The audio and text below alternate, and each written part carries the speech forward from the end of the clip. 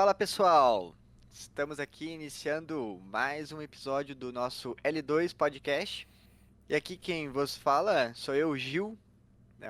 Hoje iniciando o nosso episódio, porque o nosso querido host aqui do podcast hoje é o nosso convidado, porque ele entende muito sobre esse assunto que vamos tratar aqui hoje. Hoje vamos falar aqui sobre as zonas de treinamento. Fala, Gil. Fala Gil, beleza? Boa noite, pessoal. Tudo bem? Tudo certo? Vamos lá, vamos falar sobre alguns mitos e verdades aí relacionados a essas tal famosas zonas de treinamento, né? Aí principalmente voltado para corrida. Show de bola. Então, Gil, mais uma vez, iniciando pelo começo, o que são? A gente já até conversou num episódio anterior, né, um pouco sobre elas, né? Mas para quem está acompanhando e não assistiu ou escutou o episódio que a gente falou, né, um pouco sobre as zonas, né, e os limiares, o que são, né, essas zonas de treinamento e por que elas são tão utilizadas assim no treinamento da corrida? Ok, Gil, vamos começar pelo começo, então. Eu preparei aqui uma apresentação, alguns slides que eu acho que a gente vai ter que seguir aqui uma linha cronológica e passando por alguns conceitos para a gente entender algumas características que tem, né, relacionado aos exercícios, o que muda o nosso corpo, que muda fisiologicamente, pensando, né, fisiologicamente em alguns aspectos do nosso corpo, conforme a gente vai mudando a intensidade do exercício. Então, existe um conjunto de características que se modificam, né? Eu vou dar um exemplo aqui daquelas características que são mais perceptíveis, né, para quem está realizando o treinamento, mas existem algumas características que acontecem que a gente não consegue perceber ela com muita facilidade, né? Um exemplo de algo que a gente consegue perceber é a nossa respiração. Então, conforme a intensidade vai aumentando, a nossa respiração ela vai ficando mais ofegante, a frequência cardíaca ela aumenta. Então, assim, é uma série de características que a gente consegue observar. E tem algumas dessas características que elas não são perceptíveis assim, né? E aí a gente consegue, de certa forma, ter algumas métricas e algumas alterações fisiológicas que vão diferenciar conforme essa intensidade vai aumentando. Então, primeiramente, a intensidade, zona de treinamento está relacionada com a intensidade do exercício, tá? Então, pensando aqui em um conceito, né? O que seriam então as zonas de treino? Então, basicamente aqui um conceito bem simplificado.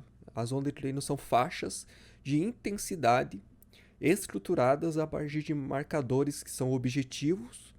E aqui alguns exemplos, né? Que esses exemplos que eu trouxe aqui que são alguns mais perceptíveis e outros não, mas alguns deles são a concentração de lactato sanguíneo, a frequência cardíaca, a velocidade crítica, né, ou potência crítica, e alguns que são subjetíveis, né, como a percepção de esforço, né, a famosa PSE, né, aquela escala lá de 1 a 10, que a gente inclusive utiliza bastante aqui na assessoria, tá? Então, pensando conceitualmente, esse seria o nosso conceito, né, de maneira aqui mais simplória, né? São alguns marcadores que são objetivos e alguns que são subjetivos. E conforme esses marcadores vão se modificando, né, a gente vai mudando essa escala de percepção de esforço. Mas tem algumas outras características aqui que a gente vai conversar durante o exercício, durante aqui a nossa apresentação. Bacana. Então, assim, seria então, colocando aqui um pouquinho de maneira prática, eu saio para correr, conforme eu vou mudando a minha intensidade, minha velocidade ali da corrida, eu vou estar variando ali dentro de alguma zona, né? É, e assim, vamos pensar, eu saindo para correr, dependendo da forma como eu estou correndo, a velocidade, ou conforme está minha respiração, então significa que eu estaria dentro de alguma dessas zonas. Nesse primeiro momento a gente não sabe qual zona a gente está, mas Exato. estaria sempre dentro de uma zona, né? Exato. Na verdade, assim, ó, o nosso corpo ele não sabe sobre essas zonas, né? É, fisiologicamente, pensando no nosso corpo, essas zonas elas não existem, né? O que existe, na verdade, são algumas características que a gente determina, né? Por meio dessas verificações.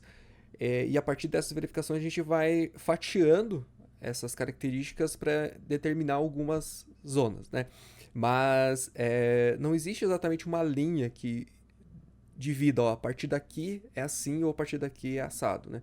Essas alterações, elas são muitas vezes lineares, né? Então, conforme a gente vai aumentando o exercício, a frequência cardíaca ela tende a aumentar, né? Assim como a nossa respiração, assim como a nossa percepção de esforço. Mas existem algumas que são características bem marcantes que a gente vai ter que falar, né? Que são os lineares. Então a gente falou ali inclusive, acho que um dos primeiros episódios, né? A gente falou dos dois limiares, né? O limiar 1 e o limiar 2, né? O limiar ventilatório, ou também conhecido como limiar de lactato. E aí tem alguns autores que vão diferenciar, né, essas nomenclaturas. E o segundo limiar que determina o momento em que a gente passa de um exercício aeróbico para um exercício anaeróbico. Então, a gente vai ter que, em algum momento, falar desses dois limiares porque eles são fundamentais para a gente identificar essas zonas de treinamento.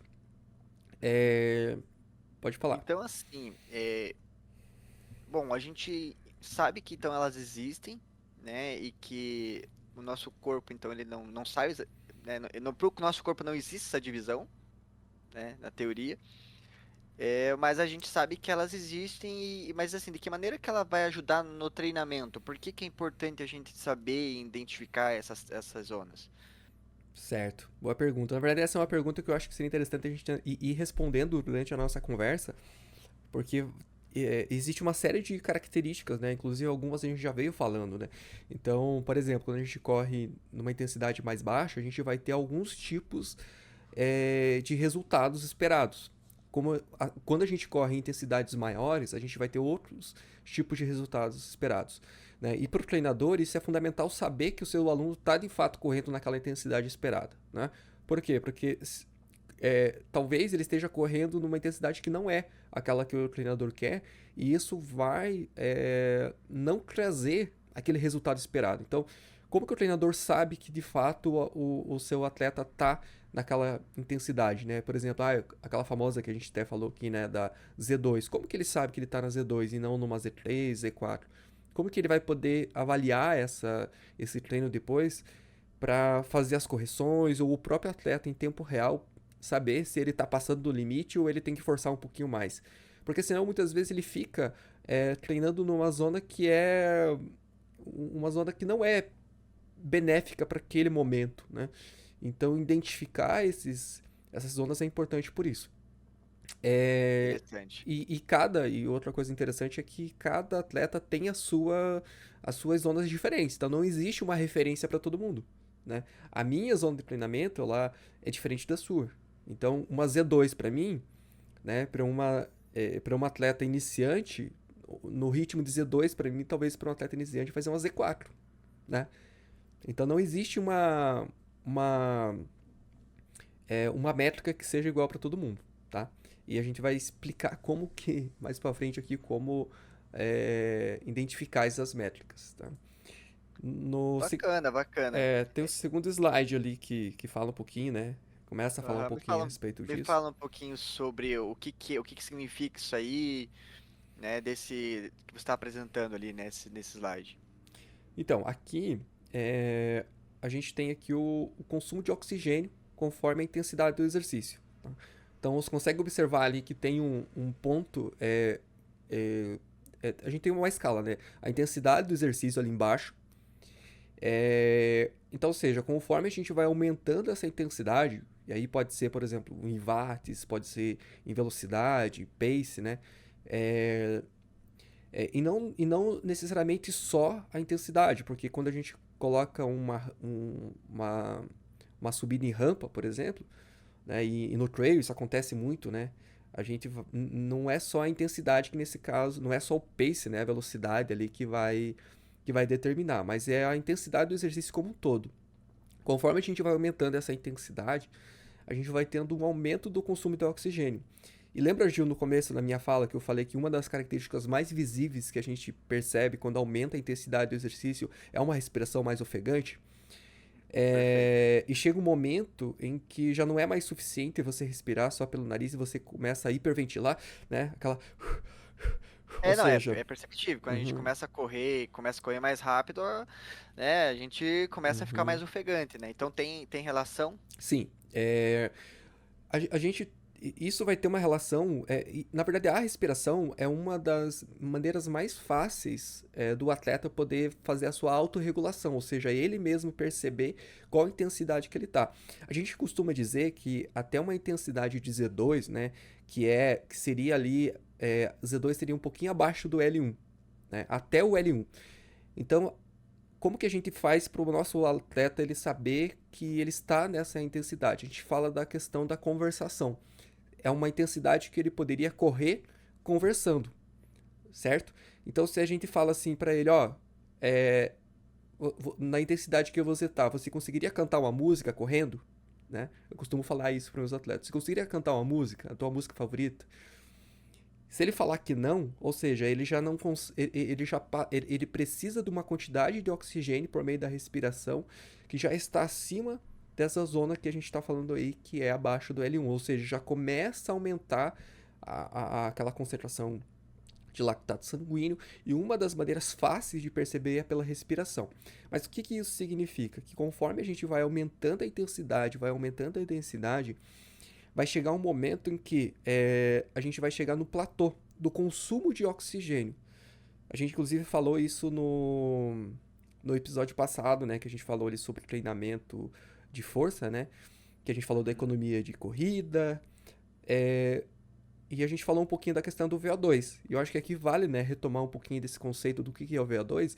O VO2 nada mais do que a capacidade do nosso corpo captar oxigênio do ambiente, transportar esse oxigênio até o músculo, nesse caso que está sendo utilizado, né, para aquele exercício, para esse grupo muscular, e utilizar esse oxigênio para transformar isso em trabalho, né, em atividade, no caso, a corrida.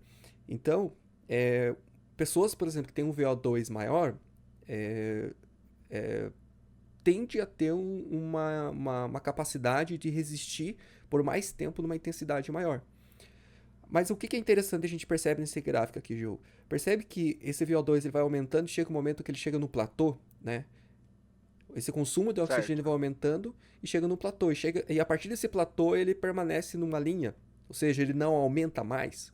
O que Ele não isso. aumenta e assim, essa linha ele tá mostrando que ele também não tá diminuindo. O que que significa isso aí? Exato. Então veja bem, ali a gente chama de VO2 máximo, ou seja, é a máxima capacidade do nosso corpo captar oxigênio e levar isso, e utilizar esse oxigênio, né?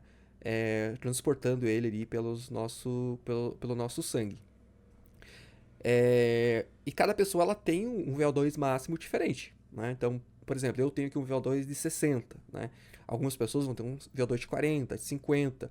Alguns atletas de elite vão ter um VO2 de 80, por exemplo, né? Que aí em valores absolutos, né? Então, veja bem, esse VO2 máximo, ele é uma das características, né? Essa capacidade do consumo de oxigênio é uma das características dessa alteração da intensidade do exercício. Ou seja, vai chegar um momento em que a gente vai estar numa intensidade tão forte, que a gente não consegue mais utilizar mais oxigênio do que aquilo que o nosso corpo está preparado. Claro que ao longo do tempo, com o treinamento, a gente pode melhorar esse VO2 máximo, né? Ele pode aumentar. Existe um limite ali, né? Que é determinado por outros fatores também.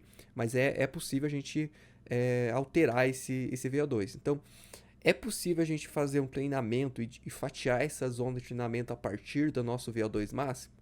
O que você acha, Gil? É, creio que sim. É possível. Sim, é possível. E como que a gente poderia fazer isso? Como que a gente poderia identificar o VO2 máximo e dizer assim, ó, o VO2 máximo desse atleta é 60 e a partir desses 60 a gente vai agora fatiar e criar zonas a partir desse VO2 máximo. É possível? Creio que sim. Usaria uma porcentagem desse VO2, Exato, pensando assim, em questão matemática, né? exato. Pensando que, 60 do VO2 seria o 100%. E aí eu vou. Até uma questão, assim, que provavelmente muita gente vai ter essa dúvida olhando ali. É, eu cheguei nesse ponto máximo do VO2. Ele significa que eu consigo correr por muito tempo ali? Seria aquele treino que eu tô correndo lá, meus 5 km, 10 km forte, eu tô correndo em VO2 máximo? E aí, a partir daquilo ali, eu sei que eu tô correndo 5 km lá, o meu melhor foi a 25 minutos. E aí eu posso, em cima disso, definir as zonas, ou o que que significaria esse pico que eu assumi ali em relação à parte Certo, lá na corrida. certo. Então, assim, ó, por exemplo, o Garmin, né? Ele, inclusive, ele tem essa correlação, né? Só que é tudo predições indiretas. Para a gente ter um número real, né? O mais próximo do real, que seria o padrão ouro, a gente teria que fazer um teste, né? Que seriam os testes de campo, né? O teste de laboratório, que é o quê? Colocar, né, uma máscara de oxigênio para fazer essa análise, né, por esse analisador de gases, qual seria o VO2 máximo desse atleta. E a partir disso, né, vamos imaginar que você colocou um atleta ali na esteira com esse analisador de gases e você por exemplo, vamos dar um exemplo aqui, a cada 2 minutos você vai aumentando o estágio, ou seja, você vai aumentando a velocidade. Você começou ali com 2 km por hora, 4, 6, né? Começar com 2 não, né? Você vai começar pelo menos um 8, né? 8, 10, 11 e vai aumentando. Vai chegar um momento que é, os dados ali do analisador de gases não vai alterar, ou seja, o consumo máximo de oxigênio já chegou no seu ápice. E aí você consegue identificar qual foi a velocidade que esse atleta, em qual foi a velocidade que esse atleta atingiu esse VO2.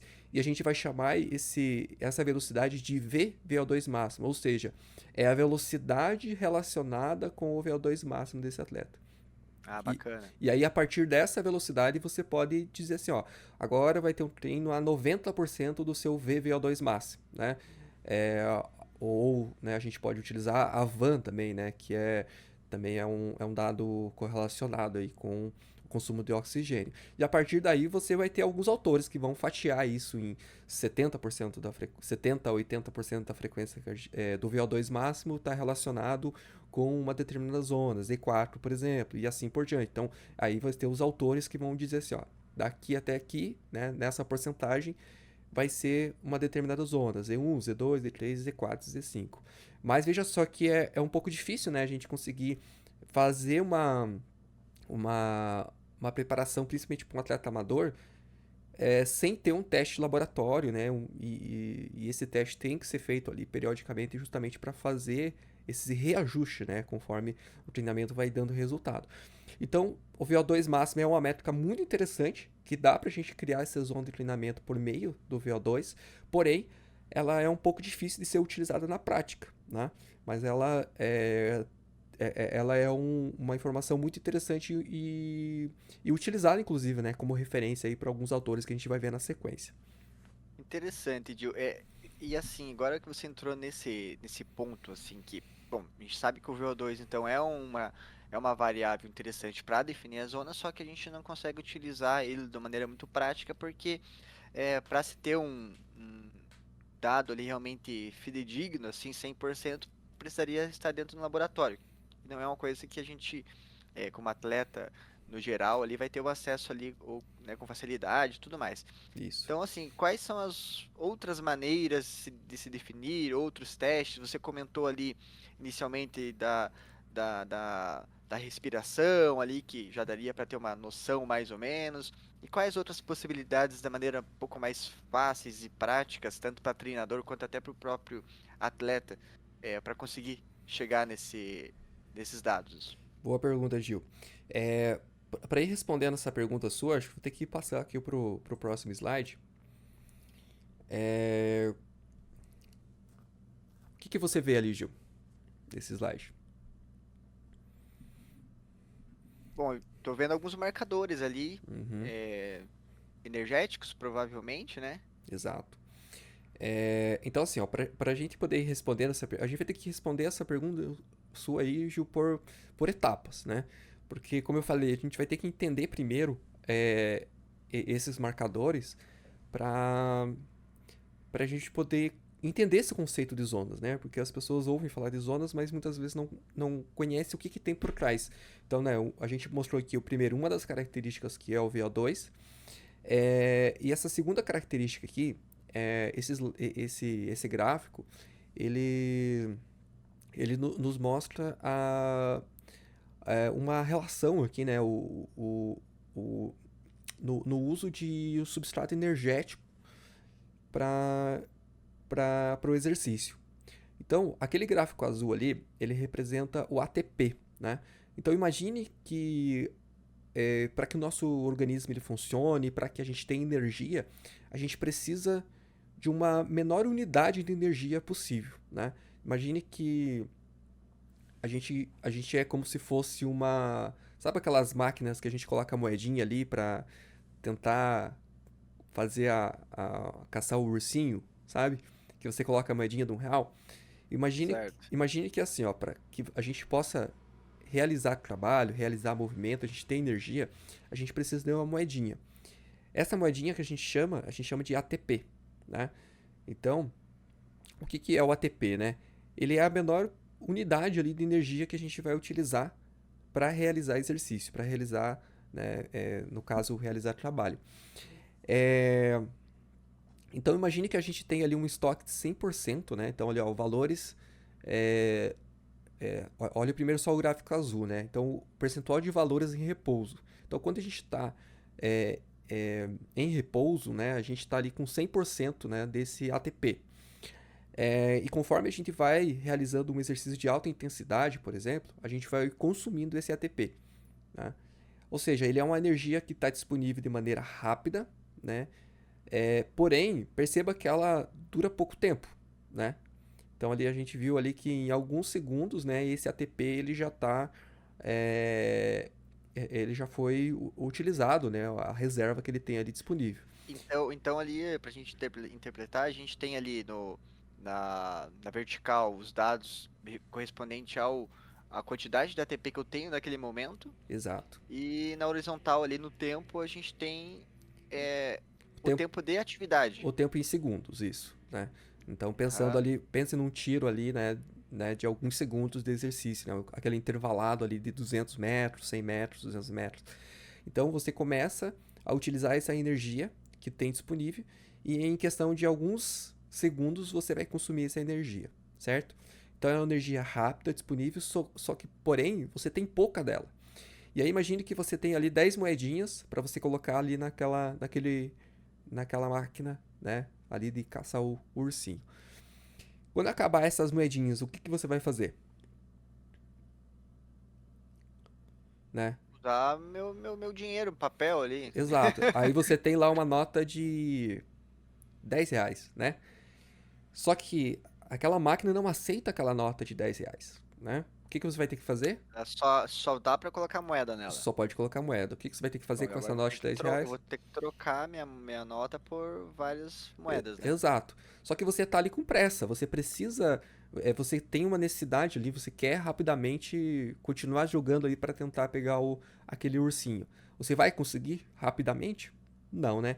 Você vai ter que ir lá, pedir para alguém trocar, ou, né, falar lá com o caixa, ou perguntar para alguém, ele, ó, alguém troca R$ 10 em moedas de R$ 1, né? Então, ou seja, você precisa de um tempo para fracionar uma energia maior em energias menores, né? Então, é, esse tipo de, de atividade agora, né, de fazer a troca de uma energia maior por menor, que a gente vai chamar aí da quebra, né, de algumas moléculas maiores para se transformar em ATP. E a gente já, na sequência vai ver quais são esses nutrientes que vão gerar o ATP, que é a menor unidade de energia. Já o vermelhinho ali, que a gente está vendo com CP, né, que é creatina fosfato, ela é uma energia de alta carga energética, né, podemos dizer assim, porém ela tem uma durabilidade ainda menor de tempo, ou seja, a gente consegue utilizar ela por muito pouco tempo, ou seja, serão aqueles exercícios de alta explosão, né? Por exemplo, levantamento de peso, né? Ou um tiro ali de alguns segundos forte, mas ela é uma energia muito rápida, mas que acaba gastando muito pouco tempo. E por que, que a gente vai explicar esses dois conceitos, né? Porque no slide seguinte, a gente vai chegar ali nos nossos sistemas energéticos, né? Aí agora perceba que o slide anterior, ele se consolidou agora em uma linha apenas ali, ó, que é o sistema ATP-CP, que é aquela linha azul ali, Gil. Tá vendo? Certo. E nesse caso ali, essas duas fontes energéticas estão atuando ao mesmo tempo? Exato, né? É, só que elas são duas fontes energéticas que elas têm uma durabilidade muito rápida, né? A creatina fosfato ali em questão de menos de 5 segundos, né? Enquanto o ATP, ele pode, né, dependendo da intensidade ali, pode variar de 20, 30 segundos de exercício, né? Então, sabe quando você faz aquele intervalado de 400 metros? Você consegue sair muito rápido, certo? Você consegue sair muito rápido, por quê? Porque você tem uma demanda disponível desse ATP, né, desse sistema ATP-CP, só que quando você percebe que passou ali dos 30 segundos desse exercício de alta intensidade, o que, que acontece? Você consegue manter aquela mesma intensidade, Gil? Não. Não. Aí o que acontece? Você vai caindo a tua intensidade, por quê? Porque você imagine que você está fazendo aquela troca, né, do dinheiro maior pelo dinheiro menor. Então aí começa a atuar outros sistemas energéticos, né? Então perceba ali ó, que o segundo sistema energético que atua é o sistema glicolítico, né? Ou seja, a partir da glicose, né?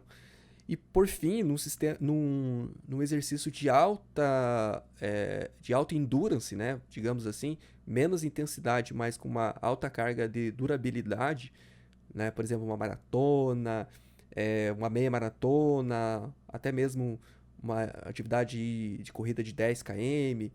Ou seja, as provas de fundo, ela já vai ocupar ali um sistema energético que a gente vai falar que é o sistema energético oxidativo. Né? O que é sistema oxidativo? Né?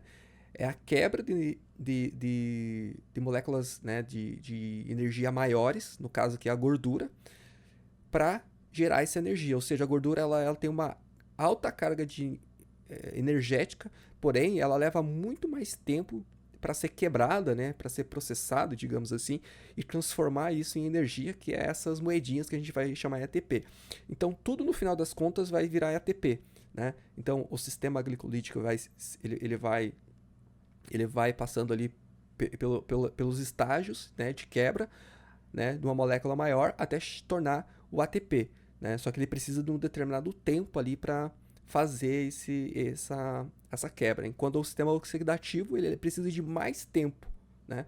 Então aí a gente já começa a perceber algumas características. Sabe quando a gente fala ali naquela corrida Z2, que é uma corrida de baixa intensidade, mas que ela é muito boa para tornar o nosso corpo eficiente, né, numa quebra de gordura, no sistema oxidativo, a utilização da gordura como fonte de energia.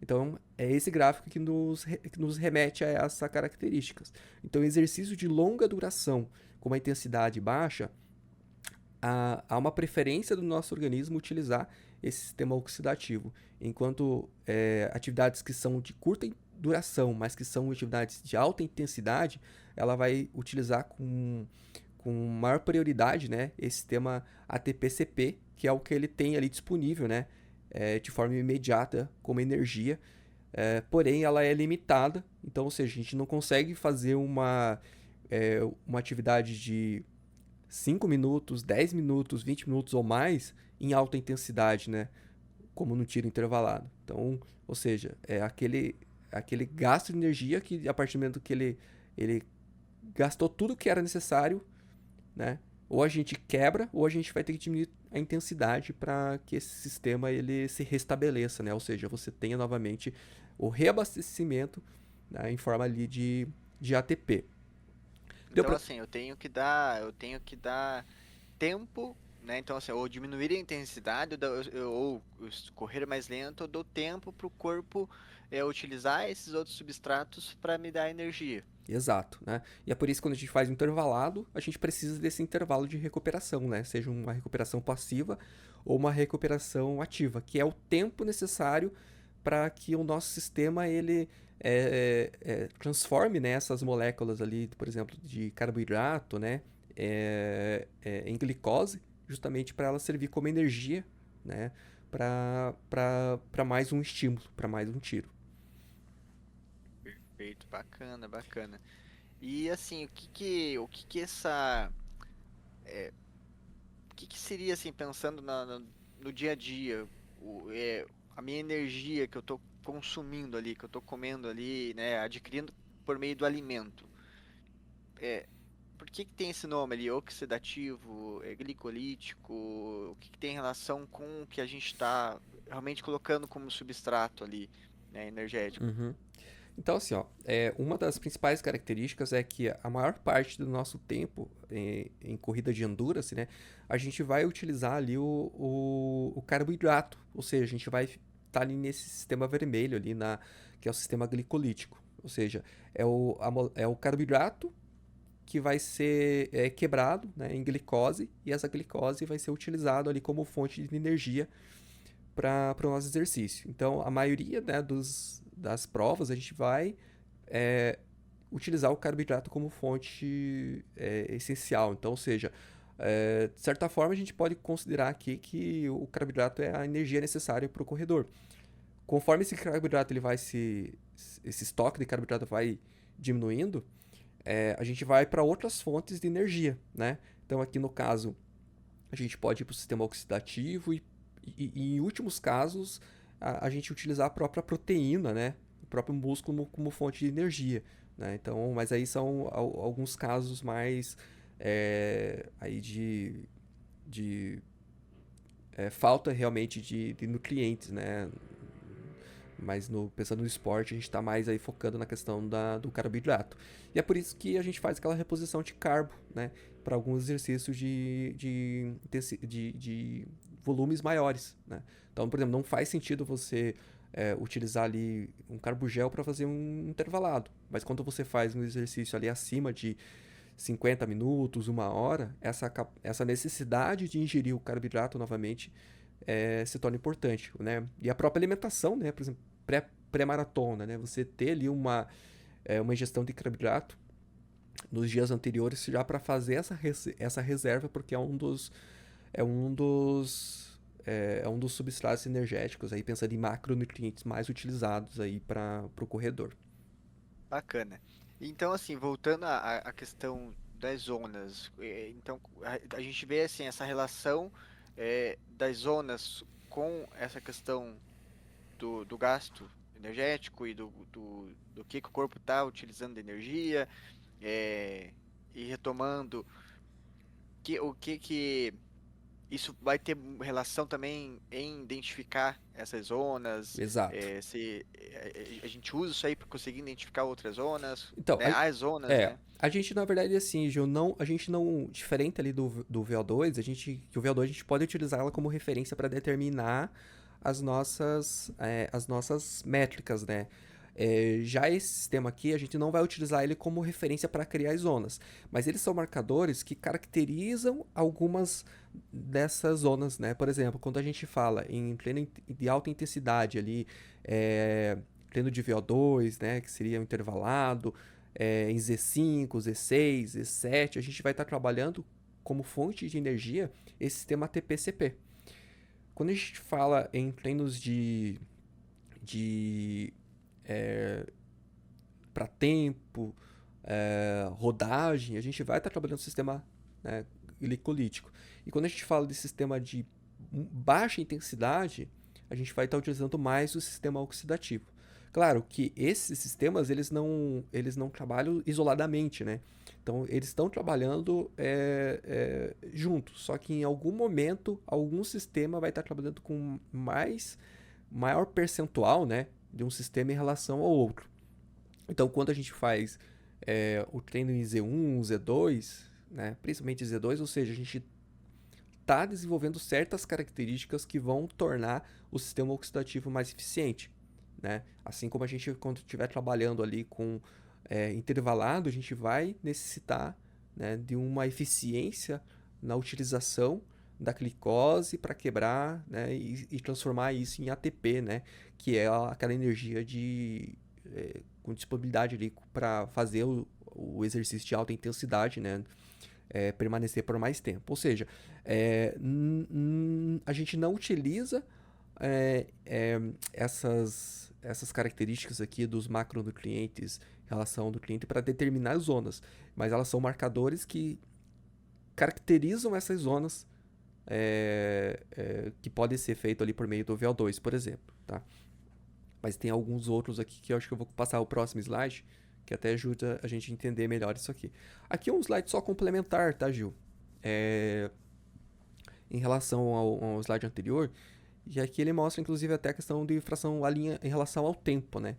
Então, enquanto o slide anterior a gente tinha ali em relação à intensidade, isso aqui a gente começa a perceber que a gente tem ali uma utilização maior, né, de gordura, ali para exercício de longa duração, então a gente consegue perceber ali, ó, acima de 3 horas, por exemplo, né?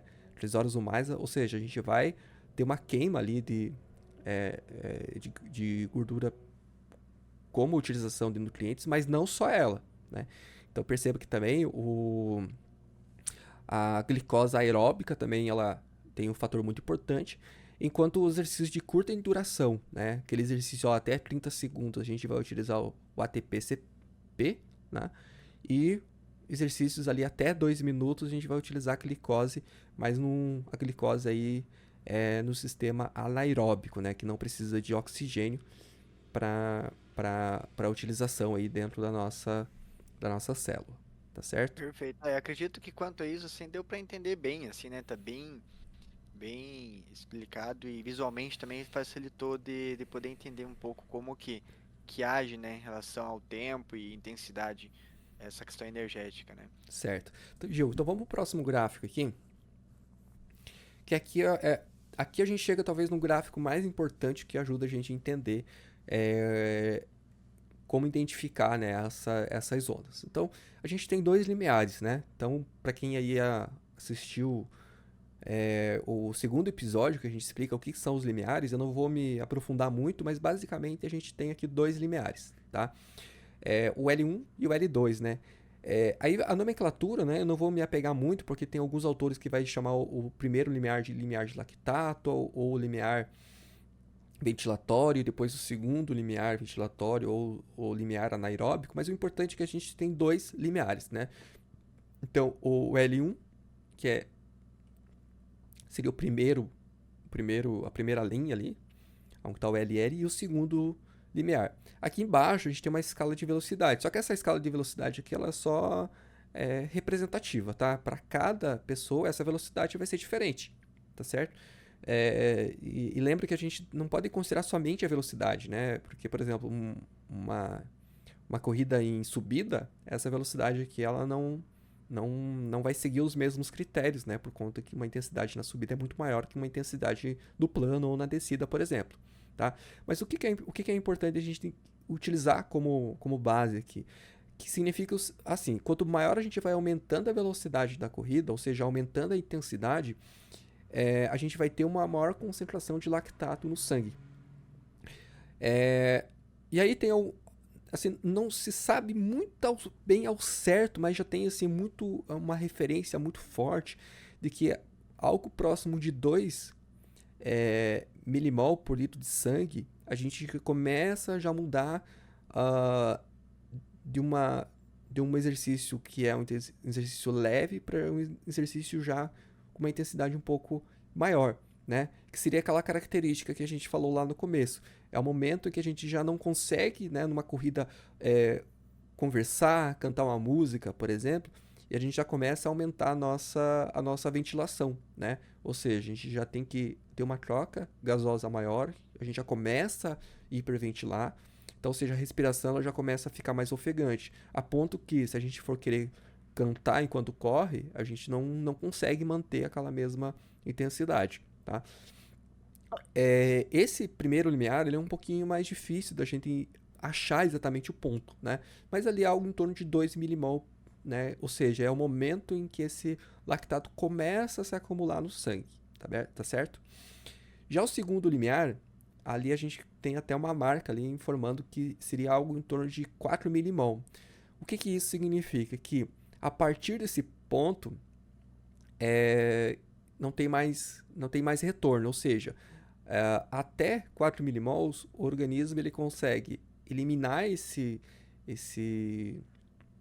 é, é, esse lactato sanguíneo, né? E manter um equilíbrio. A partir desse 4 milimol, a gente tem um aumento cada vez maior a ponto de que o organismo ele já não consegue mais manter aquele equilíbrio, né? Que a gente chama aí de homeostase. Então, ou seja, esse gráfico, quando a gente vai fazendo uma coleta de sangue, coloca ali um indivíduo no laboratório, vai correndo, vai aumentando a velocidade, vai fazendo coleta de sangue, vai percebendo que essa concentração de lactato sanguíneo vai aumentando. Quando a gente chega ali a partir desses 4 milimols por litro de sangue, a gente percebe o quê? Que esse gráfico ele sobe de maneira muito mais exponencial. Ou seja, o organismo já não consegue mais manter essa homeostase. E isso, né, por uma série de outras características que eu não vou me aprofundar aqui para não a gente não perder o foco, né? E a gente falou bastante disso no segundo episódio. A gente vai levar o nosso organismo a uma exaustão, né? Aquela fadiga, a queimação, ou seja, o atleta ele vai quebrar pensando na corrida. Então, existe uma velocidade que, assim como a gente pode fazer aquele teste de VO2, a gente pode relacionar esse segundo limiar a uma velocidade. Então, como que a gente faz isso? A gente coloca o atleta numa esteira, vai aumentando essa velocidade em estágios, né, de velocidade, por exemplo, aqui nesse gráfico 12, 13, 4, e a cada estágio você vai fazendo a coleta de sangue e vai anotando ali qual é o lactato sanguíneo. Quando percebe que o lactato passou dessa concentração de 4 milimols, né, de maneira aqui bem simplória, a gente vai anotar qual é a velocidade que o atleta atingiu esse desequilíbrio aqui, né, esse aumento, ou seja, a partir dali ele não vai conseguir manter por muito mais tempo e ele vai quebrar. Então a gente sabe que, vamos usar como exemplo esse gráfico aqui, né, nesse caso aqui, esse atleta numa velocidade de 18 km por hora seria o segundo limiar dele, tá bom? Então essa é uma das características que acontece no nosso sangue, a gente pode metrificar, ou seja, a gente não percebe não tem como a gente perceber o lactato, né? A gente precisa de um teste de laboratório. Mas assim, são marcadores que eles são possíveis da gente medir, né? E a partir dessa medição a gente poder criar zonas de treino a partir desse dessa concentração de lactato.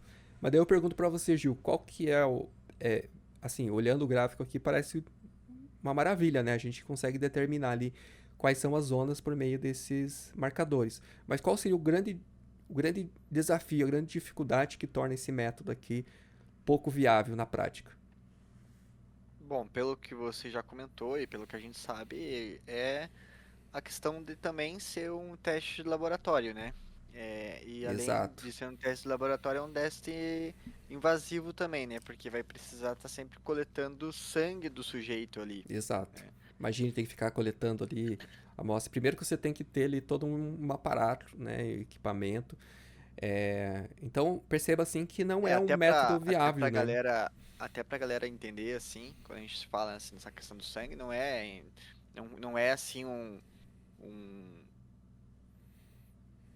uma direto na veia que fica ali, né, como a gente vai lá doar sangue. Não é desse formato que funciona, né? O pessoal ele coleta ali, ele faz um pequeno furinho, geralmente no dedo ou no lobo da orelha, né? E aí a cada tempo ele vai lá, aperta aquele furinho, sai aquele pouquinho de sangue, aquela bolinha de sangue, ele vai coletando naquele material. Mas ainda assim é um teste incômodo para quem está fazendo, né? Porque vai sentir aquela dorzinha cada vez que for necessário realmente abrir novamente a vazão de sangue ali. Então tem que ficar pegando, tem que ficar E pegando. além disso, é E um é teste chato, né? máximo, né? É um teste máximo. Você precisa levar o atleta à Então, exaustão.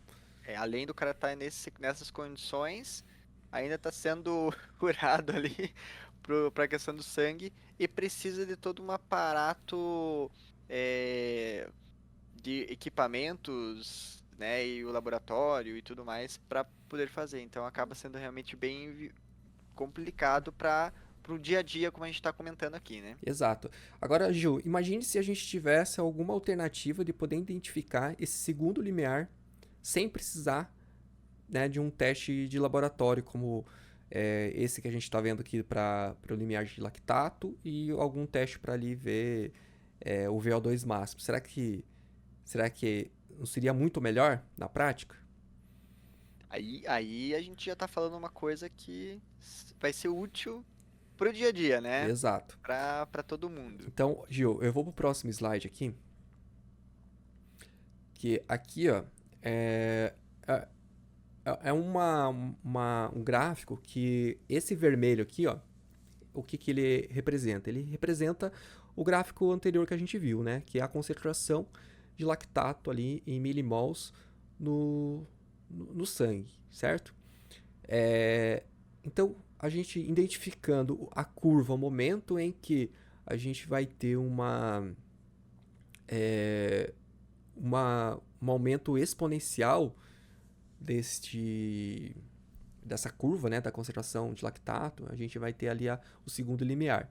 O primeiro limiar, né, então é o momento em que a gente começa a ter aumento, né, desse metabólico ali no sangue. E a gente cruza duas retas, duas linhas, né? Então a primeira linha ali pontilhada é o L1 e a segunda linha pontilhada é o L2. A partir daí a gente pode começar a criar as zonas de treinamento. E aí começa a entrar alguns autores que vão criar essas zonas, né? Aqui lá em cima a gente pode ver, por exemplo, né, que aqui segundo esse gráfico aqui, a gente vai ter a zona 1, a zona 2, a zona 3, a zona 4, a zona 5, com base nesses dois limiares, né? Então a zona 2 ela estaria, né, sobre esse primeiro limiar, enquanto a zona 4 seria no L2, né? A zona 1 seria antes da Z2, né? A zona 5 seria aqueles treinos intervalados, ou seja, uma intensidade alta, e a zona 3 ela fica ali entre esses dois limiares. Então, o que isso significa? Que os limiares, né, na maioria dos autores vão utilizar esses limiares para identificar quais seriam as zonas e principalmente as características do treino, tá? Indo para o próximo slide, Gil, só para a gente, antes de ir para esse outro slide aqui, alguma dúvida ali em relação ao anterior, porque a gente vai voltar nessa questão ali das zonas, tá bom? Não, eu acredito que assim, o interessante ali, a gente ainda tá falando da questão do teste de lactato, mas ali a gente já consegue visualizar que a gente sabendo onde ficaria, pensando ali que a gente já relacionou com velocidade, onde está o limiar 1, o limiar 2, a gente já conseguiria visualizar um treino, em que velocidade que eu estaria correndo, né, mais ou menos nesse sentido, né? Então tá apontando em zona 1 até zona 5, né? Então a gente tem uma noção já que lá na zona 5, por ser uma área onde eu vou estar,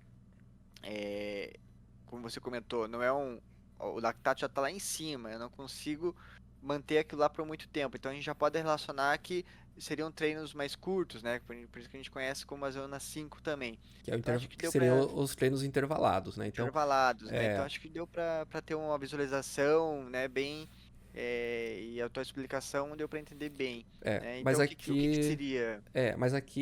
aqui a gente está olhando o modelo de cinco zonas, né? A gente vai perceber que tem outros modelos, né? Que vai ter mais ou menos zonas. Então aqui é só para representar. A gente vai explorar isso E um pouquinho agora mais para frente. legal, agora eu fiquei curioso o que que é o próximo slide ali, o que que temos ali. Ok, Gil. Então veja só.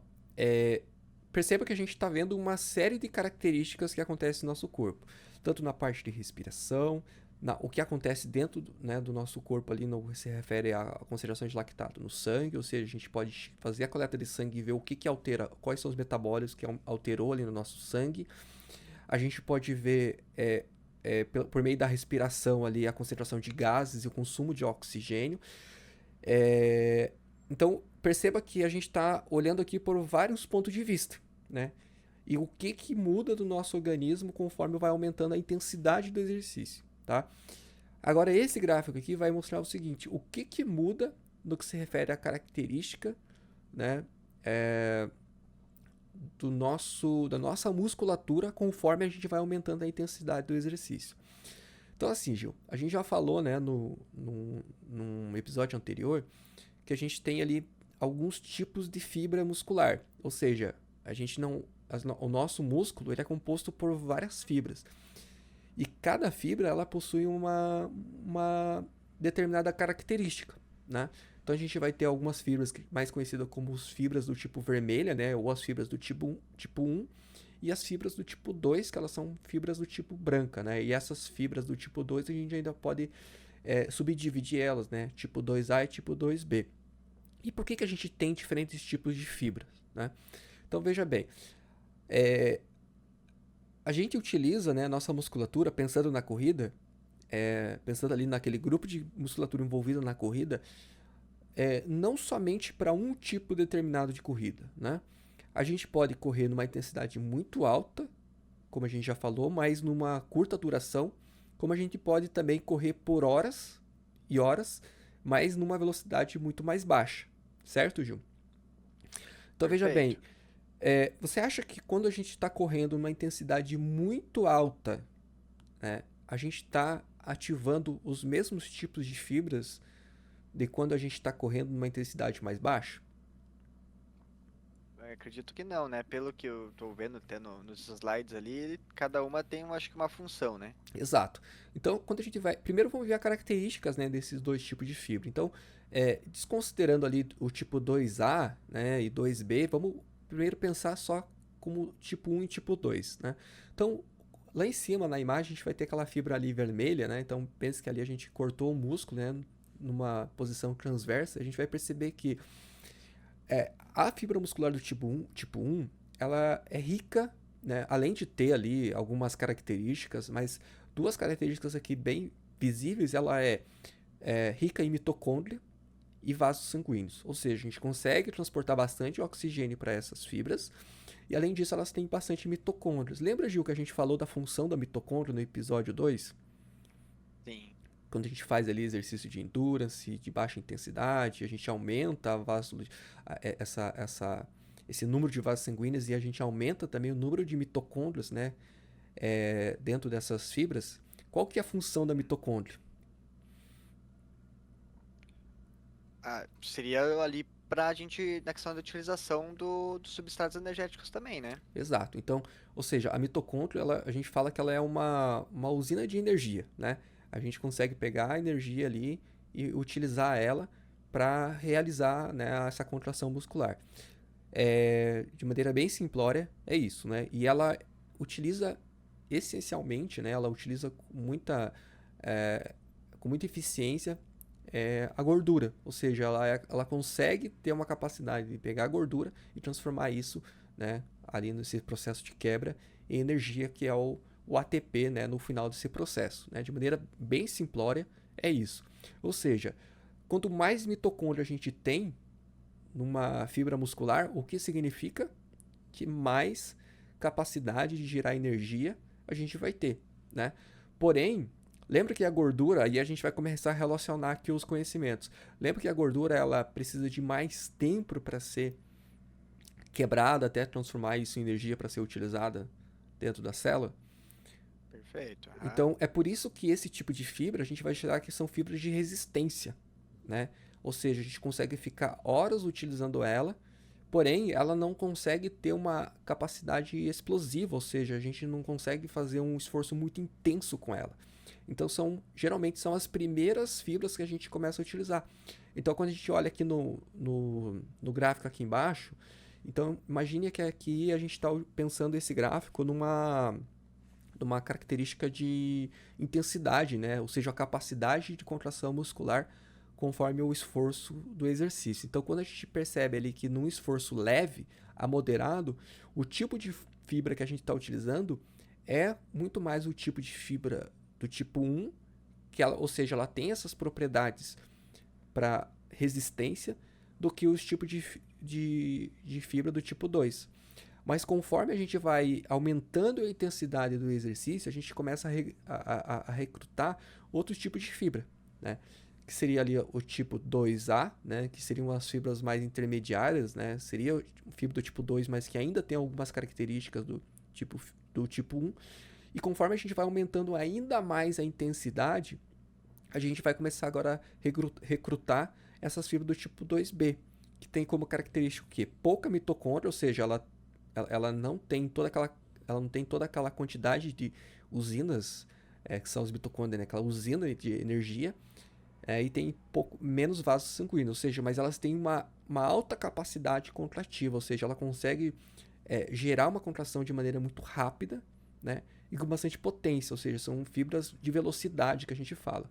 Inclusive, né, é possível a gente tirar um pedacinho ali do músculo e colocar isso, né, para uma análise e ver qual é o tipo de fibra a mais que a gente tem em relação, né, ali ao normal, né, em relação a outras pessoas. Então, pessoas que têm características, né, principalmente no que se refere à questão genética, de ter muito mais fibras do tipo 1, são pessoas que têm uma característica para ser atleta de endurance. Enquanto pessoas que são velocistas, né, como o Usain Bolt, né, velocistas de 100 metros, corredores de pista, eles vão ter fibras muito mais uma predisposição muito mais do tipo de fibra 2, né, que são fibras de alta explosão, de alta potência, de velocidade, porém de curto tempo, né? Então, ou seja, ele vai E, utilizar ali por 100 metros, por exemplo, esse tipo de fibra, mas, ou seja, ela já vai fadigar ali e não consegue mais dar conta daquele exercício por mais tempo, né?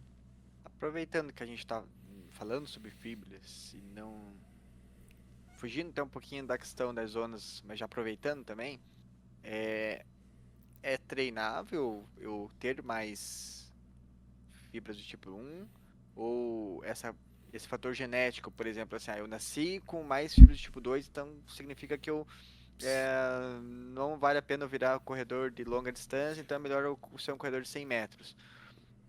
Ótima pergunta, Ju. Na verdade, assim, as duas coisas, né? Assim como a gente falou lá do VO2, por exemplo, pessoas que têm, que nasceram em regiões, como por exemplo, a gente fala lá do Vale, do Rift Valley, né? Lá na divisa da Etiópia com o Quênia, que tem os maiores corredores de endurance, ou seja, eles são pessoas que já nasceram naquela região ali que é uma região de altitude, assim como também aqueles que nascem ali no Himalaia, né, o Sherpa, ou seja, eles já nasceram na altitude, ou seja, eles vão ter já um VO2 além da questão genética, mas eles, por nascer naquelas condições, elas já vão desenvolver isso de uma maneira natural, né?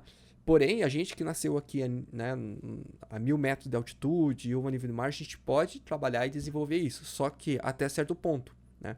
Então, por exemplo, eu tenho um VO2 de 60, eu jamais vou conseguir ter um VO2 de 80, né? Talvez esse seja o meu máximo que eu vou.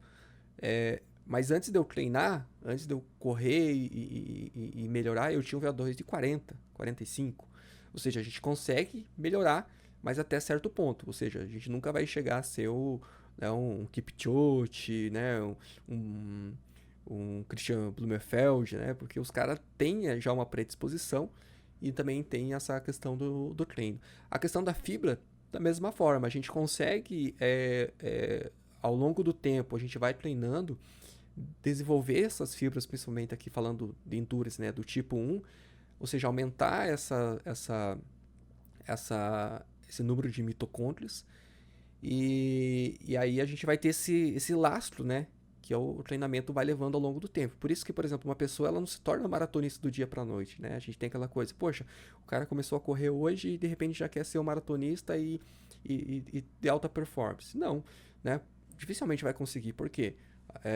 A gente precisa desenvolver isso ao longo do tempo para que o nosso corpo seja eficiente, tanto na questão aí do VO2, quanto na questão de desenvolver essas fibras musculares. Então, respondendo a tua pergunta, Gil, sim, é possível a gente ter essas alterações do tipo de fibra, mas até certo ponto, né?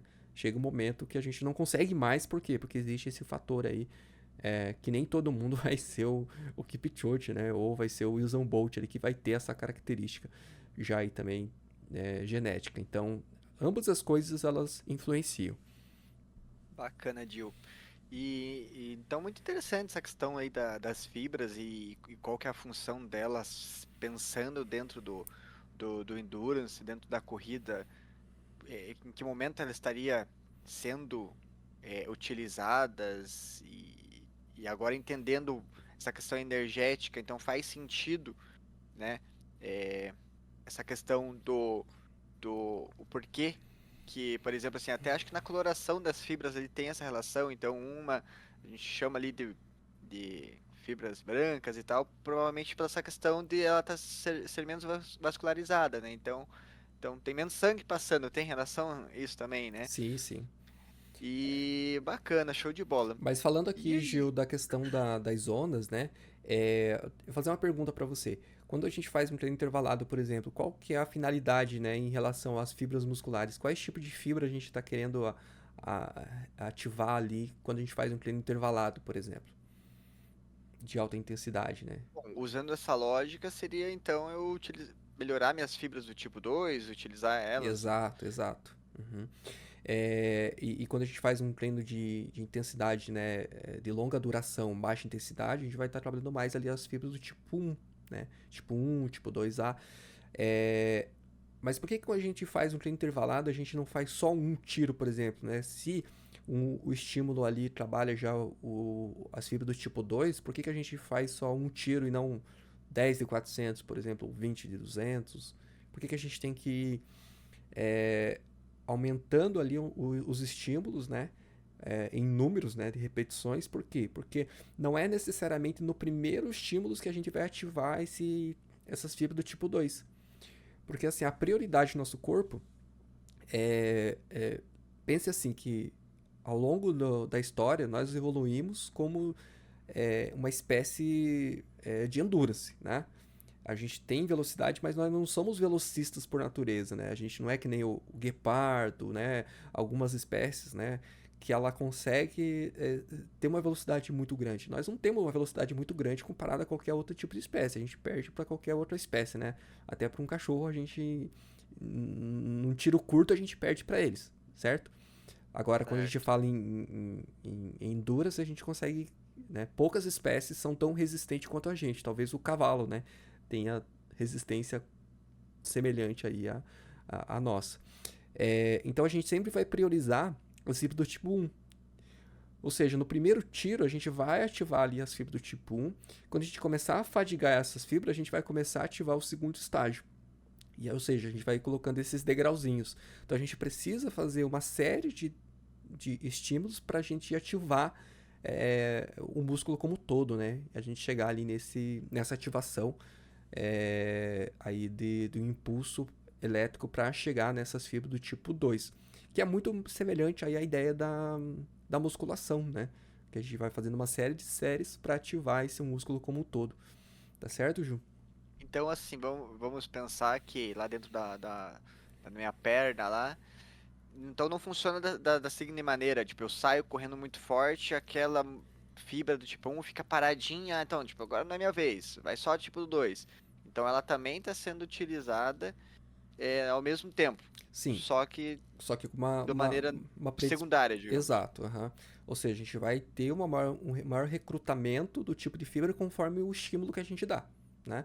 Mas quando a gente começa a corrida, nesse gráfico ali, ó, a gente consegue ver ali um impulso, é o impulso elétrico ali que vai ativar e despolarizar aquele tipo de fibra. Ou seja, quanto maior o estímulo, a gente vai ativar aquele tipo de fibra. Ou seja, a gente vai aumentando o estímulo conforme a intensidade. Ou seja, quanto maior o esforço, né, que a gente fizer, a gente vai ativando mais essas fibras do tipo 2.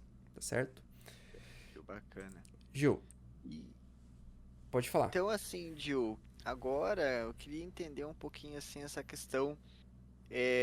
Bom, a gente falou aqui então, de duas maneiras de identificar a questão das zonas, né? Então, VO2, pelo limiar, é, outras maneiras que a gente poderia identificar, né? E já emendando a pergunta, identifiquei essas zonas. Como eu utilizo dentro do meu treino, né? De que maneira?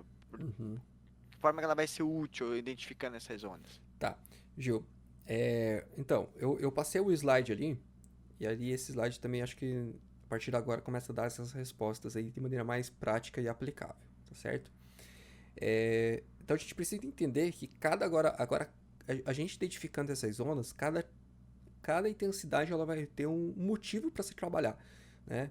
Inclusive a gente até cita muito aqui na assessoria, né, que não existe treino aleatório, não existe um treino que, eu vou fazer esse treino aqui porque eu gosto ou porque, é, ah, porque parece ser legal. Não, cada treino ele tem um porquê, ele tem uma razão para estar ali. E essas razões elas foram se moldando ao longo da história, né? Então, um dos autores aí que utilizou algumas dessas referências, né, desses marcadores para criar as zonas de treinamento, foi um autor chamado Jack Daniels, né? Que não é o Jack Daniels da bebida, tá? Deixar aqui já frisado isso.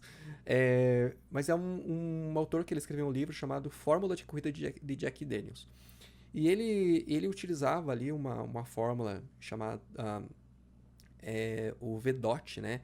Mas que basicamente utilizava como referência ali o VO2 máximo e um percentual desse VO2 máximo. E com base nesse percentual de VO2 máximo, ele foi fatiando e colocando ali, ó.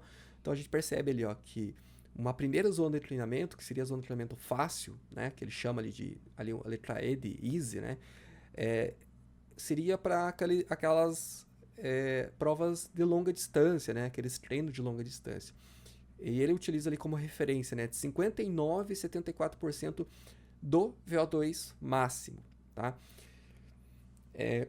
E qual é a característica de correr nessa zona de intensidade? Então, ali a característica e a importância, né, o porquê que a gente faz esses treinos nessa intensidade. Então, o que ele contribui, né? Ele aumenta a resistência ali a lesões, fortalece o músculo cardíaco, melhora o fornecimento de sangue e promove algumas características úteis, né, das fibras musculares. Então, perceba que ele fala ali da questão das fibras musculares, né, os tipos de fibra que a gente falou. Ele vai melhorar o músculo cardíaco, né, ou seja, fortalecer para que ele consiga fornecer o sangue. E além de outras características, ou seja, treinar nessa zona vai mudar várias características desses marcadores que a gente foi pontuando até agora, né? Uma segunda intensidade, né, uma segunda zona que ele coloca, seria a zona M, né, que seria ali no ritmo de maratona. Né? Essa é a nomenclatura que ele coloca, que seria 75 a 84% do VO2. Que aí seria esse ritmo específico, né, para maratona, né, que vai trazer aí benefícios que não são tão diferentes, aí, segundo o Jack Daniels, em relação ali à zona anterior. Aí a gente vai ter ali a zona T, que é a zona de ritmo, né? Que seria correr no nosso limiar, né? Só que ali a gente está falando do limiar, né? Do L2, só que perceba que essa zona de limiar para Jack Daniels, né, que é de 83 a 88% do VO2 máximo, por que não é 100% do VO2 máximo, já que a gente está colocando uma zona de ritmo, né, uma zona de limiar, ou seja, seria a maior velocidade possível de ser sustentada, né, numa prova. E por que é 88 só por cento e não 100% do VO2? Porque sabe-se que o VO2 ele está ligeiramente acima do L2. Ou seja, o VO2 ele não está exatamente na mesma linha do segundo limiar. Né? Então, ou seja, se a gente colocasse ali, se o Jack Daniels colocasse 100% do VO2, ele estaria talvez mais de 100%, né, do L2 dele, né? Então, o que isso nos mostra? Que se a gente está fazendo um treino com base em VO2, a gente vai utilizar como referência o VO2. Se as zonas são criadas com base no segundo limiar, né, no L2, a gente vai seguir com base no L2. Então, com base nas teorias, com base nesses autores, a gente vai seguir essas características. Então, perceba que não existe só, Gil, um tipo só de característica de zonas, tá? Então, por exemplo, a gente utilizar aqui Jack Daniels, para gente que não trabalha aqui com VO2, que a gente não sabe o VO2 do nosso atleta, mas a gente sabe qual é a velocidade crítica dele, utilizar o Jack Daniels talvez não seja tão útil, justamente porque ele vai colocar ali essas referências com base no VO2, tá certo? Então, assim, treinar, né, no ritmo, ali nessa corrida por ritmo, ele diz aqui que vai permitir, né, uma melhora na capacidade de eliminar o lactato sanguíneo. E a gente vai ter depois uma outra intensidade ali, que é de ritmo de intervalo, que é de 95 a 100% do VO2, que é para maximizar o VO2 máximo.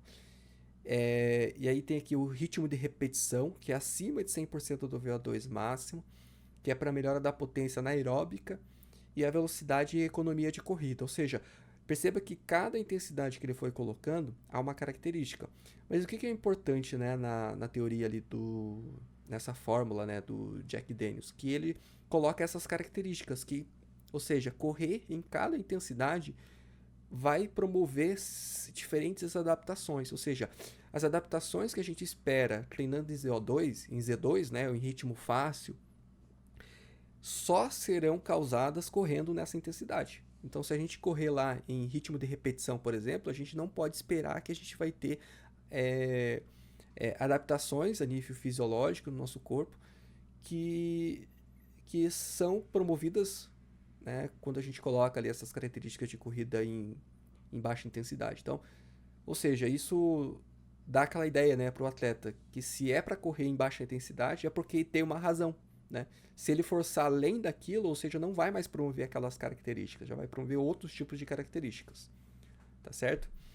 E no slide seguinte, Gil, aí a gente fez aqui um apanhado de diferentes teorias que a gente pode utilizar aqui para representar, né, melhor isso aqui. Então, a primeira coisa que eu queria mostrar aqui, ó, é que tem então aqui o L1 e o L2, que seria, né, os dois limiares. Perceba que tem uma terceira linha lá, Gil, mais para frente, que é o quê? O VO2 máximo, né?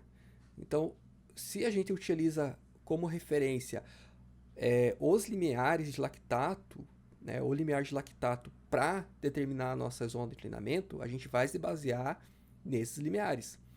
Se a gente utiliza o VO2, a gente vai utilizar o VO2 como referência. Misturar essas duas coisas é um pouco difícil, né? Porque eles não se encaixam perfeitamente. Não significa que um atleta que está correndo numa determinada zona por VO2 vai se encaixar na determinada zona feita em limiar. São metodologias diferentes. Ou seja, Gil, criar essas zonas, pensar essas zonas não é uma tarefa tão simples, né? Basicamente, então, o que a gente pode caracterizar aqui, ó? A gente olhar primeiro, eu acho que aqueles dois autores lá de cima, que é o Jones e o Seiler, que eles criam, para eles, existe basicamente 3 intensidades, né? Até isso que era uma questão que eu queria colocar com você aqui em relação a isso, né? Você comentou do Jack Daniels, né? Uhum. Como você brincou, e tem até, não sei se você viu até, Edil, recentemente viralizou do rapaz que correu lá uma prova, ficou de ressaca, Embriagado? meio torto lá. Então a gente pode considerar que ele estaria seguindo talvez a metodologia do Jack Daniels, mas aí sim no formato da bebida, né? Exato, Gil. Mas, então assim, como, assim, pô, eu acredito que então não é apenas um autor, né, dentro a gente sabe, né, que não é apenas um autor dentro da pesquisa que identificou essas zonas. Então, um veio com a zona com os limiares, de lactato, outro falando sobre a questão do VO2. Então, como que esses autores eles organizam dentro dessa diferente metodologia, eles distribuem isso dentro das zonas de treino, né? E que diferença isso aí faria assim dentro da prática, né? Boa pergunta, Gil. Então vamos lá. Basicamente, né, o que a gente tem? A gente tem, olhando na literatura, né, na fisiologia, a gente vai ter basicamente três intensidades, né? Somente três intensidades, que seria a primeira intensidade abaixo do L1, que seria moderado, né? Vamos olhar lá em cima, lá o Jones, né? Jones e o Seiler ali que seguem muito parecido as ideias, né, os conceitos. Que é aquela corrida leve, né? A gente pode falar ali uma corrida em baixa intensidade. Entre o L1 e o L2, esse entre os limiares, a gente vai ter uma intensidade chamada de pesado, né? E acima do L2, a gente vai ter uma intensidade, né, uma alta intensidade que a gente vai chamar de severo. Então, moderado, pesado e severo. Moderado, a gente vai trabalhar aqueles exercícios contínuos que são de maneira extensiva, né, os longões. Entre o L1 e o L2, que é essa moderado, que é essa intensidade pesada, né, segundo o Jones e colaboradores, a gente vai trabalhar esses contínuos que são mais intensivos, ou seja, aquelas corridas para tempo, né? Enquanto acima desse L2, acima desse limiar, é aquela velocidade assim que a gente já não consegue mais sustentar. Então, ou seja, a partir do L2, a gente vai ter ali os treinos que são os treinos intervalados, né? Que é essa alta intensidade, né? Que a gente vai chamar de intensidade severa. Ali junto com o L2, Gil, percebe que tem uma sigla ali VC. O que é o VC? Então isso que eu ia questionar, né? O que que é o VC, Boa. Então lembra que eu questionei você ali? Imagine se a gente pudesse ter algum método para identificar o segundo limiar sem precisar um teste laboratório. Pois bem, Gil, existe, né, um teste que ele é um teste indireto, mas que ele tem uma correlação muito próxima à velocidade em que o atleta chega nesse segundo limiar, que é o teste de velocidade crítica, né? Eu acho que até vale, né, a gente fazer um episódio para aprofundar mais no teste de velocidade crítica, mas é um teste que a gente faz aqui com os nossos alunos, que o atleta ele corre duas velocidades e a gente, por meio ali de uma, de uma, de uma fórmula, a gente identifica qual é o pace, né? O pace máximo, né? Velocidade. O que é velocidade crítica? Né? É uma velocidade teórica, né? Que o atleta ele consegue manter, né? Por um tempo indeterminado, né? Mas a gente sabe que esse tempo não é, na verdade, infinito, porque vai acontecer outras alterações ali no corpo que ele vai fadigar, né? Mas a gente estima ali que em torno de 40, 50, 60 minutos, né? Ele consegue manter naquela velocidade, ou seja, é uma velocidade máxima que ele consegue permanecer por esse tempo ali, que seria mais ou menos 10 km, né, aproximadamente. Então é muito próximo do tempo de 10 km. Então a gente pode dizer que uma pessoa conseguiria correr 10 km em 100% da velocidade crítica dela, tá certo? Ou seja, sabendo essa velocidade crítica, a gente pode considerar que essa velocidade crítica dela é aonde vai estar esse segundo limiar. E aí, sabendo desse segundo limiar, a gente vai começando a colocar ali algumas porcentagens para identificar aonde que está o L1, né? Ou seja, qualquer treino que seja acima da velocidade crítica são treinos intervalados. Treinos que são até a velocidade crítica seriam os treinos de ritmo, tá? E os treinos ali abaixo do L1 são os treinos os longões, né? Mas assim, é importante entender que isso aqui, ele é um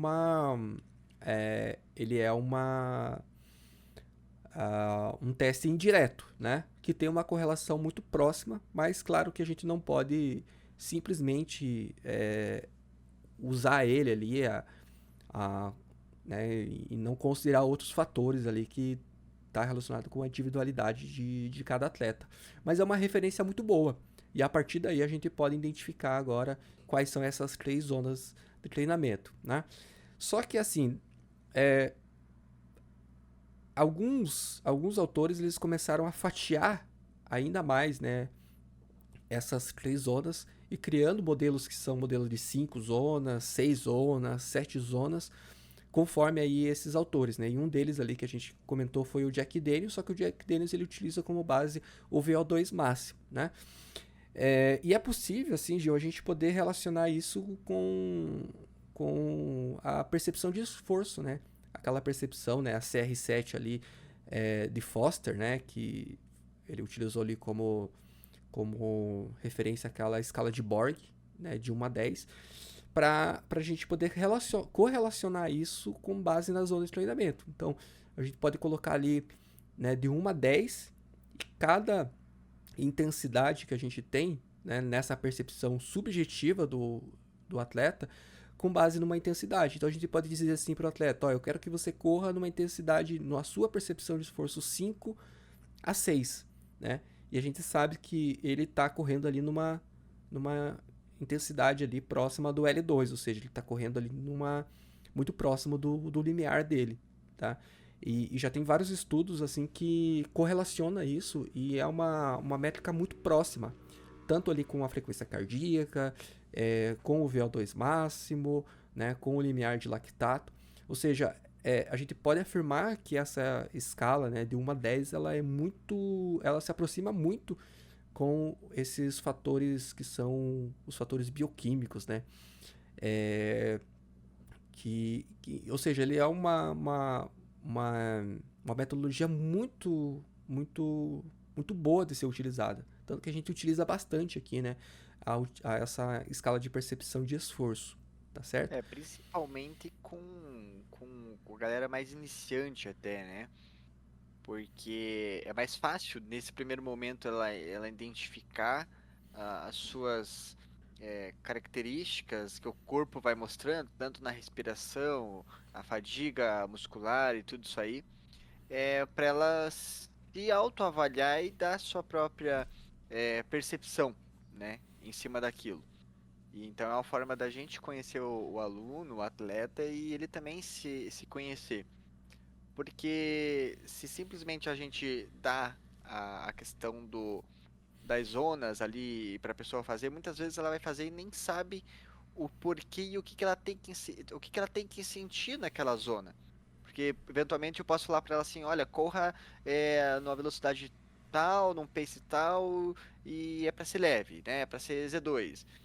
Só que eventualmente essa pessoa vai estar correndo achando que está em Z2, mas naquele dia ela está fadigada, ela está cansada, está com a respiração acima e talvez ela esteja correndo em Z4, né?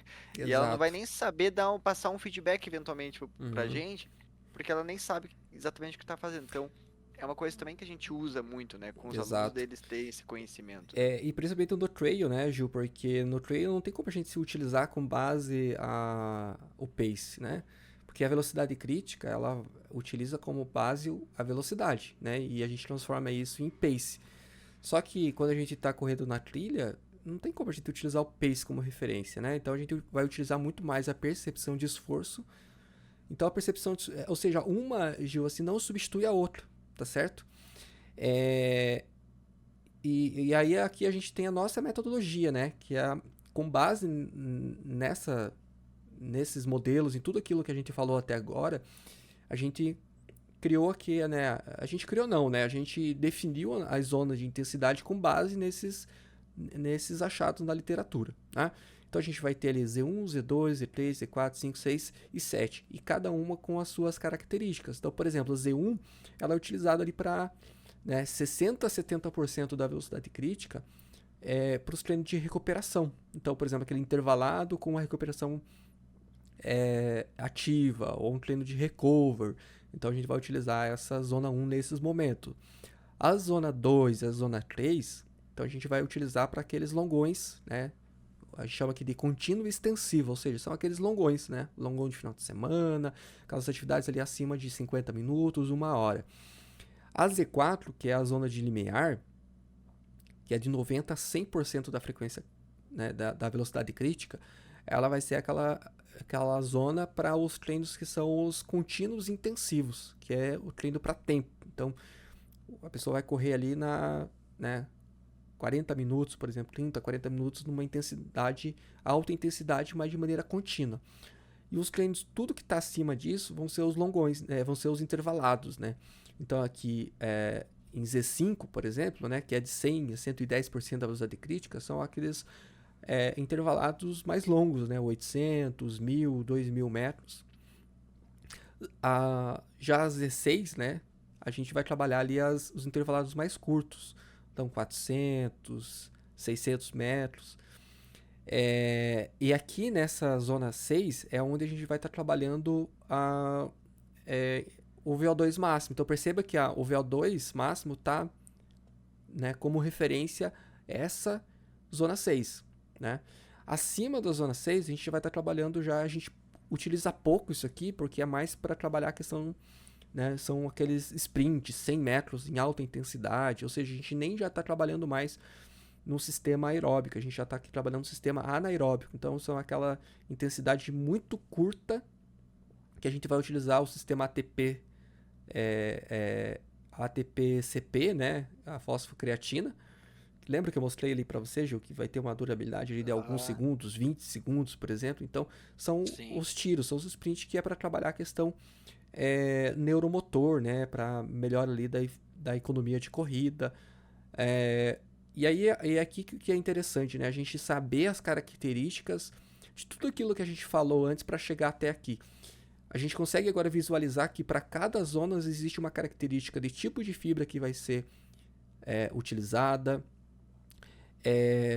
aonde que vai estar aqui a mudança da concentração de lactato, aonde vai ter o VO2, aonde que a gente vai ter o aumento da frequência cardíaca, aonde que a gente vai ter uma mudança, né, de uma intensidade que a gente vai dizer que é um sistema aeróbico, um sistema anaeróbico, aonde que a gente vai ter aqui a utilização com maior ou menor intensidade dos diferentes tipos de macronutrientes. Tá? Então a gente consegue visualizar isso tudo dentro dessas ondas, ou seja, as ondas elas não são para ser só algo bonito, né? Z1, Z2, só para marcar ali a velocidade, mas ela é um marcador de intensidade. E conforme essa intensidade muda, muitas outras características, né, se alteram também em resposta a esse exercício. E um exemplo aqui interessante é quando a gente faz, por exemplo, um intervalado com nossos alunos, que faz assim, vai lá e faz 10 tiros de 400. A tendência é que muitas vezes o atleta ele queira sair numa intensidade muito forte e ele vai quebrar ali a partir dos 200, 300 metros. Se ele sair numa intensidade muito forte, Gil, será que ele vai estar saindo nas 16? Provavelmente não, né? Provavelmente ele vai estar saindo já, ele vai sair num sprint, numa velocidade de sprint 17, e em algum momento do tiro ele vai estar correndo em Z6 e vai terminar o estímulo ali em Z5, Z4, né? Ou seja, ele saiu muito forte e no tiro ele foi perdendo velocidade. O que isso significa? Se o objetivo desse intervalado, né, de 400 metros é aumentar o VO2 dele, ele deveria permanecer numa velocidade que ele estaria dentro dessa zona Z6. Se ele começou em Z7, ele já não está mais trabalhando essa característica que é aumento do VO2. E se ele for perdendo velocidade, ele sair da Z6 e for ficar ali na Z5, Z4, ou seja, ele perdeu também tempo de estímulo em que ele deveria estar na Z6. Então, o que isso significa? Que muitas vezes o atleta ele faz o intervalado errado. Ele acha que o intervalado ele tem que sair no máximo possível e tentar dar o gás em tudo, e não é isso. O intervalado, né, quando a gente prioriza ali pensar, trabalhar o VO2 máximo, não é necessariamente correr no máximo possível, mas ele permanecer dentro daquela zona que vai estar desenvolvendo o VO2 dele, que vai estar expandindo essa capacidade de consumo de oxigênio e a utilização desse oxigênio no corpo. Então é melhor ele sair numa intensidade, né, mais cadenciada e manter esse estímulo por mais tempo, né? E a gente percebe que saber e conhecer essas zonas são fundamentais para a gente poder identificar se o atleta está na intensidade correta ou não. E muitas vezes a gente percebe isso lá na ponta oposta, né? A gente fala pro atleta assim, ó, hoje você vai correr em Z2, né? Treino leve. E aí o atleta começa a correr em Z3 e vai, porque, né, deu ali uma motivação a mais, ele vai forçando, ou seja, ele está extrapolando a zona que a gente quer que ele trabalhe, que vai estar trabalhando fibras do tipo 1, que vai estar trabalhando no sistema aeróbico, que vai estar dando condições de desenvolver essas características fisiológicas que a gente quer. E aí o que acontece é que muita gente fica ali treinando, quando é para treinar leve, não treina leve, ou seja, treina um pouquinho mais forte, e quando é para treinar forte, não treina forte, ou seja, treina um pouquinho mais leve. E fica sempre nessas Z3, Z4 aqui, e É nunca e até fica estagnado, ou seja, não evolui, né? E fica anos e anos e anos, e aí o atleta chega aqui pra gente, em questão de meses ele já consegue bater o RP e evoluir de maneira super natural. Por quê? Porque a gente vai cobrando dele, ó, mais leve, mais leve. E quando é pra ser forte, o que a gente faz, Gil? Cobra, aí né? E seja cobra. forte também. E assim, até você acabou respondendo minha próxima pergunta, que seria em relação a isso mesmo, né? Tipo, os principais erros que os corredores acabam cometendo, assim, né? Na questão do treinamento por zona. Porque, né, então deu para entender muito claro que tem muita coisa envolvida por trás de apenas essa nomenclatura de 1 a Z7, né? Tem muito estudo, tem muita informação fisiológica que levou a ser definidas essas zonas. Então, executar elas tem um motivo. E se a gente, né, eventualmente não executar elas da forma como deve ser feita, o motivo se foi, né? Exato. Então assim, bom, você comentou dois erros, né? Então, eu fazer o treino de tiro não executando da forma como deveria ser feito, Uhum. e aí no oposto eu fazer o meu treino leve, não tão leve quanto deveria ser, e eventualmente eu estou correndo numa zona que não deveria estar correndo naquele treino específico, né? Uhum. Exato, Você Gil. consegue lembrar de mais algum Tem um. erro comum? Tem uma questão aqui que não é necessariamente um erro, mas é uma característica que quando a gente passa o treino pro aluno, muitas vezes vai lá aparecer para ele assim, ó, a gente dá essas referências aqui para ele, a gente faz o teste de velocidade crítica, e quando ele fez o teste, ele vai receber uma tabelinha assim semelhante a essa, que é aonde que tá por exemplo, vamos pegar aqui o treino em Z2, né? E aí ele vai ter lá, o Z2 é o treino leve, né? 70 a 80% da velocidade crítica, uma percepção de esforço 2 e algo entre 60 e 70% da frequência cardíaca máxima. Só que aí ele começa a correr lá na percepção 2, né, naquela faixa de 70 a 80% da velocidade crítica, e ele percebe que a frequência cardíaca dele não está em 60 e 70% da frequência cardíaca máxima. Está acima de 70, está em 80, por exemplo. E ele vai dizer assim, mas... Aí ele vem lá e fala assim, mas poxa, mas não eu estava correndo lá na velocidade que estava lá na planilha, mas a frequência estava muito mais acima. Então, achar que a frequência cardíaca vai emparelhar, ou seja, vai alinhar a velocidade crítica, é um dos erros, né? Quando a gente está treinando por velocidade crítica, a gente vai utilizar a velocidade crítica. Tá? Se a gente está treinando por frequência cardíaca, coisa que a gente pouco utiliza aqui na assessoria, a gente vai estar utilizando a frequência cardíaca. Né? Não tem como a gente relacionar uma coisa com a outra, porque são metodologias diferentes. A gente não pode esperar que tudo isso aqui se encaixe perfeitamente. Porque assim, Gil, a gente está É, falando num ser humano, num corpo que é complexo e tem muitas variáveis que influenciam, né? assim, né, complementando, dentro dessas variáveis, a frequência cardíaca é uma das que mais sofre influência de variáveis internas, como por exemplo, assim, um simples dia que eu estou mais estressado, minha frequência cardíaca já variou. Então não é necessariamente a questão do treino em si, mas é rotina, dormir mal e etc. A Ou temperatura eventualmente eu tô, também influencia. estou com sintoma que ainda nem surgiu, mas estou predisposto a ter um resfriado, então a frequência cardíaca já vai ter uma alteração que você nem sabe que está com resfriado, mas o corpo já está sentindo. E questões externas que nem você comentou, a própria temperatura, então, tipo, por exemplo assim, agora é época de frio aqui, na região, então assim, você treina forte, às vezes a temperatura não sobe tanto. Enquanto Exato. às vezes no calor você pô, tá andando, a frequência cardíaca já tá bem mais alta, né? Então, Isso. por isso que a gente nem não utiliza tanto, né? Uhum. Mas se fosse para utilizar, aí sim seria o treino com base na frequência cardíaca e não na velocidade crítica, né? Exato, né? Mas eu diria assim que talvez a percepção de esforço seja talvez a melhor delas. Se for para escolher uma, principalmente se você não tem ali um relógio com GPS, a percepção de esforço é uma que ela, eu diria assim, ela se sobressai em relação a todas as outras, né? Em questão de confiabilidade e o quanto ela se aproxima realmente com os dados ali depois coletados, né? Seja via GPS, né? Na velocidade, seja a frequência cardíaca. Então isso acaba sendo uma das metodologias que a gente mais utiliza e a gente começa por ela e vai mantendo ela ao longo do tempo, mesmo implementando ali a velocidade crítica, né, como referência. E, e, É e show assim, de bola, Gil. Gil, só para concluir, então, existem outras metodologias, assim, além dessas, né? A gente tem, por exemplo, uma que tem ali do Joy Fried, né? Fried não, desculpa, Joey Friel, né, que se escreve.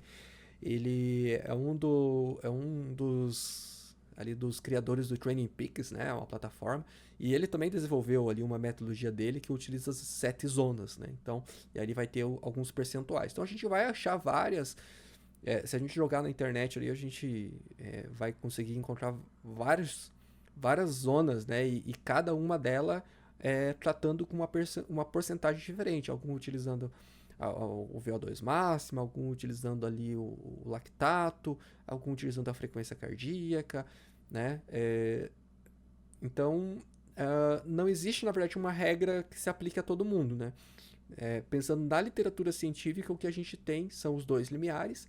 Abaixo do L1 seria a intensidade moderada, entre o L1 e o L2 a intensidade ali, o domínio pesado, e acima do L2 o domínio severo. Né? E a partir daí a gente vai fatiando para tornar um pouco mais metodologicamente mais refinado, né, na hora de trabalhar com os atletas.